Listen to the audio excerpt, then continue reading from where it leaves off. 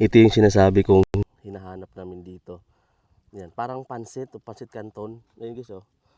Madalas siya kumakapit lang sa mga mga dahon ng lusay. Masarap to. Yan, ito yung tinatawag nila ditong lukot. Pero ano to,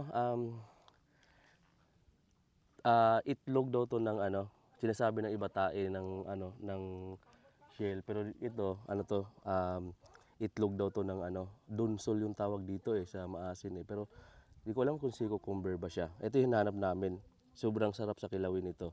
Kahit suka lang na maanghang, dito maraming suka na maanghang na suka ng niyog So sausaw mo lang to, solve na guys. Ito yung mayroon pa ako nakitang isa.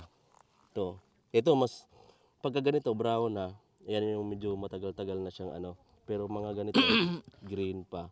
Ito yung bago pa, parang bagong pa siya, bagong itlog pa. Ito yung masarap. Ito masarap pa rin naman to. Ayan, pero malapit na siyang madurog Kasi na siya, nalulusaw siya pagkakatagalan na. From green, nagiging brown na siya pag matagal na siya. Mayroon na kami. Dagdagan na lang ng konti. Mamaya kainan na.